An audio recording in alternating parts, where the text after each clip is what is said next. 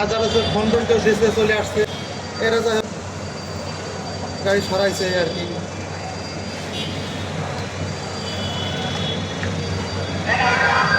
এত সমস্যা হয় না যদি এরা দেখা যাচ্ছে প্রতিদিন দুপুরের দিকে, সকাল থেকে বেচা কেনা হয় না, দুপুরের পরেতে তাই দুপুরে ভ্যানগুলো নিয়ে আসবে, সন্ধ্যা পর্যন্ত বেচা কেনা করলো, আবার নিয়ে চলে গেল।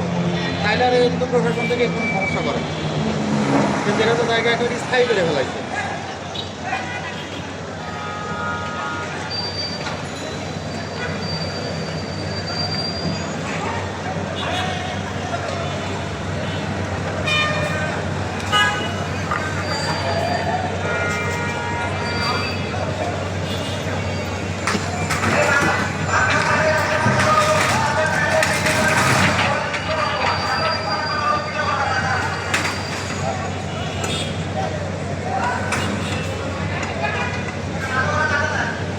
তাদের একটা ফুটপাতের পর চাল দিত, চালটা তো মনে হয় ভেঙে দিবে চালটা।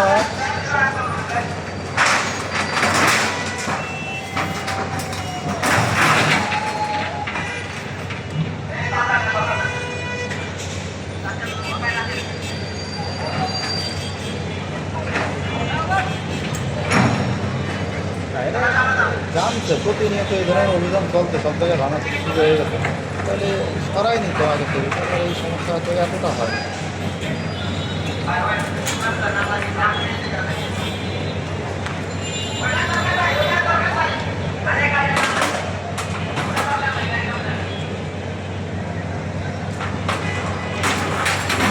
অনেকে যারা আগে মানে চলে আসছে টাইমকে তারা একটু সরাই নিতে এবার ভ্যানটা নিতে।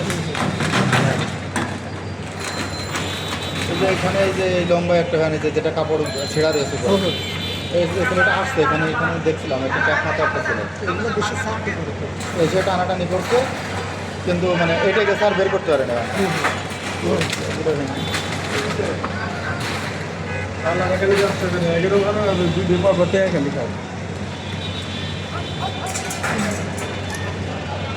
ভাই এত কিছু করা লাগে না, এরা তো দিনের বেলায় যদি এখান থেকে সুন্দর আপনার ব্যবসা সেট করে ভ্যান নিয়ে চলে যায়, আবার বিকালে নিয়ে আসে, তাহলে কোনো সমস্যাই হয় না।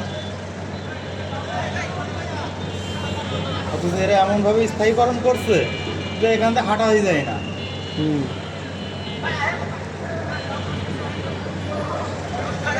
আগুন ধরে দেয় কইলে নাকি এদের শিক্ষা না দিয়ে করে।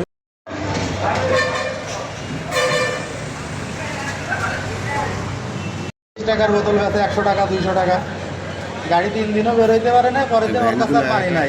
এদের অবস্থাই খাইতে হবে বিএনপি, একটা ভ্যানের ওর কাছে আর কেউ বেচবে না।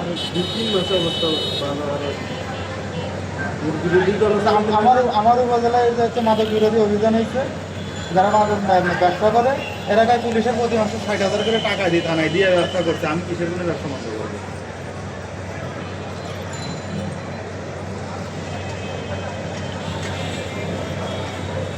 একটা ফ্যান 6,000 7,000 8,000 টাকা।